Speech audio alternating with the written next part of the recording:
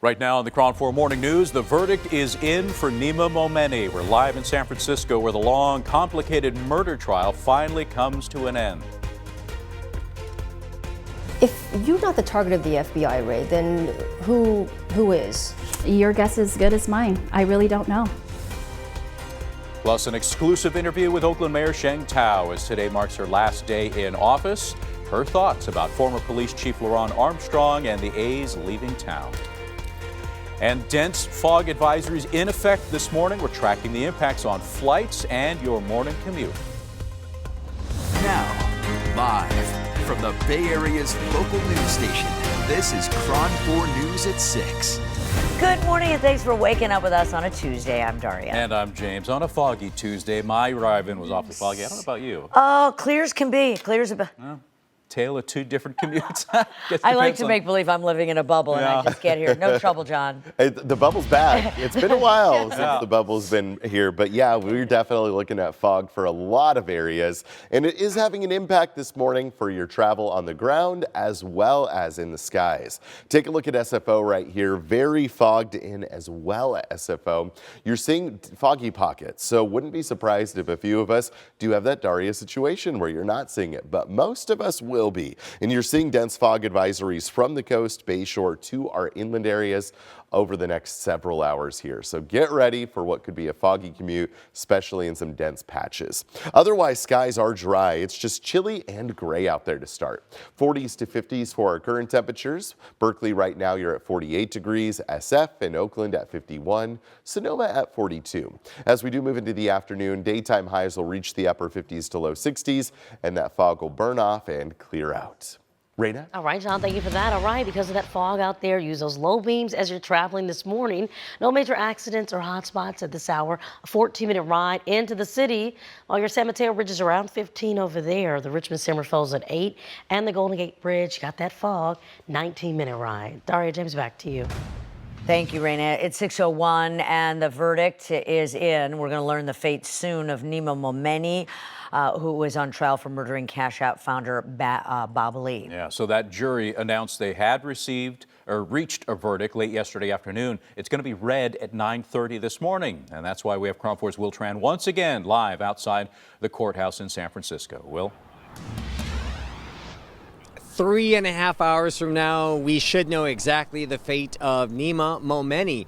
This trial has lasted 6 weeks, but in all intent and purposes, it's been going on for more than a year because this all started back on April 4th of 2023 when Cash App founder Bob Lee was found staggering through the streets of San Francisco in the overnight hours. He died, but he called 911, never identified who stabbed him. In court, it was identified, no one denies it, that Momeni did stab Bob Lee.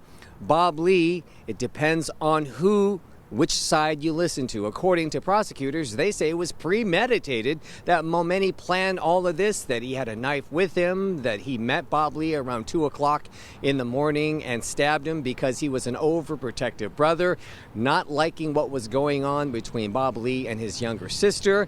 But according to his defense team, they claim it was self-defense, that Momeni said a horrible joke that if you only had a certain amount of time in San Francisco, why are you going to strip clubs and not spending time with your family? It was a bad joke, he admitted it, but he did not expect, according to him, for Bob Lee to attack him.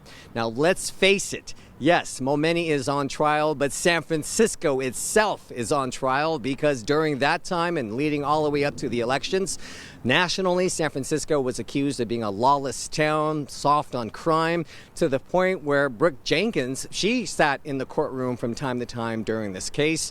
And according to defense attorneys, they say there is so much pressure and it's unfair to their client that they come back with a guilty verdict. Now, we got a chance to talk to a legal analyst.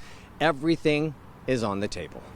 So I'm not expecting first degree, and I'm not expecting a not guilty because this jury worked so hard and it took so long to get to this point. As soon as we find out the verdict, we will go live on air to let you know. We do expect a packed courtroom.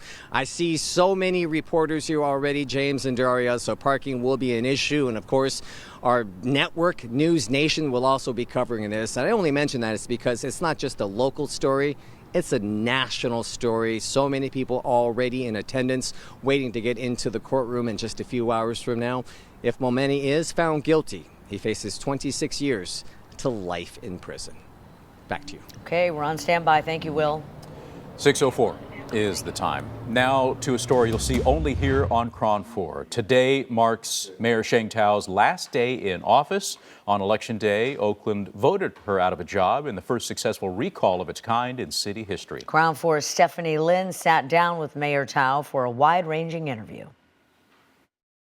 If you're not the target of the FBI raid, then who is? Your guess is as good as mine. I really don't know. You know, they haven't told us anything. And so, again, these questions are really great questions for the FBI. Given everything that's happened, is there anything that you would change without compromising your values? I think that with the firing of Chief LaRon Armstrong, I think that the communication on our part could have been stronger on that part. I think that there was a perception that the reason why I let him go was around a report, you know, an investigative report that came out. The chief works at the pleasure of the mayor, and we're under the federal oversight, right? And we have been for now going on over 20 years. And so, you know, to have a chief that goes around saying that, you know, the federal monitor is corrupt or what have you, that isn't conducive to being able to actually move the city forward. So no regrets about the firing, even though it did trigger this recall campaign against you? Correct. I don't regret firing the Chief LaRon Armstrong. I do believe that, you know, that is the right decision. That is the decision that ultimately has brought down crime, brought down homicides. The popular decision would have been to keep him on, right? But I also know that I also, again, have information that made me feel as if like the city of Oakland deserves to be #1. And if I'm choosing the city of Oakland, then firing LaRon is not a regret of mine. And can you speak to the situation around the Oakland A's as well? Oh, absolutely. You know, no, I don't regret what happened with the Oakland A's at all. I mean, at the end of the day, you know, we put out our best effort to try to keep the Oakland A's in the city of Oakland. Obviously, the negotiations were far along the way before I got into office, you know, and so at the tail end of it, you know, there was a moment at the very beginning where we can salvage, you know, the relationship, where we can move forward. And we worked really hard to represent the values of the city of Oakland and to keep the Oakland A's here. And at the end of the day, you know, our values didn't align. They wanted to build a stadium on the backs of Oakland taxpayers. And so at the end of the day, we also know that the A's were looking to leave the city of Oakland for over a decade. And so the seriousness on the city's part, it was all there. And it was their decision to abandon the city of Oakland. And you can watch Stephanie Lynn's full interview with outgoing Mayor Sheng Thao on our website right now at KRON4.com.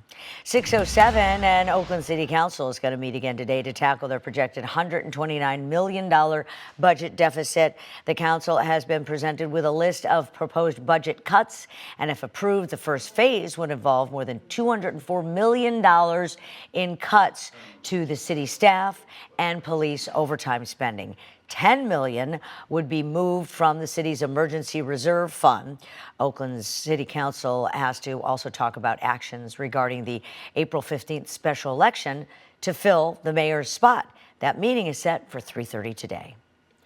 Antioch police are looking for the driver who was involved in a deadly hit-and-run accident. The accident happened in October, and investigators are looking for a white sedan that hit the victim, killed 54-year-old Patricia Red. Patricia Red was in a crosswalk at Lone Tree Way and Kenyatta Valley Road when she was struck. It's either a newer model Toyota Camry or a Lexus, that white vehicle that they're looking for. Red, who was homeless, died of the injuries that she sustained 11 days after being struck. Her sister Terry is grateful for this information and hoping that the photo of the car you see here will reach more eyes and get this solved. She was a mother role to everybody. She took care of everybody. She would put herself out to make sure that everybody else was taken care of. My sister, she needs justice for this.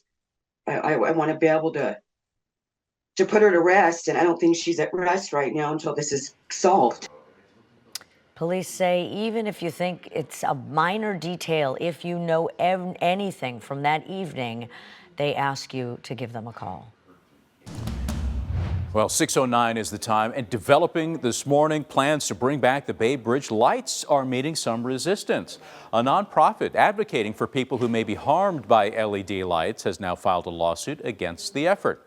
So the Bay Bridge lights installation went dark back in 2023. The plan to install 50,000 new LED lights at the bridge are now well underway, but one of the groups behind the lawsuit says the proposed display could be dangerous to those that are sensitive to light. That might suffer a seizure. So we have many people now whose partners drive them around with them in the back seat, and they're covered up so as not to be exposed, so as not to suffer either a non-epileptic seizure or an epileptic seizure.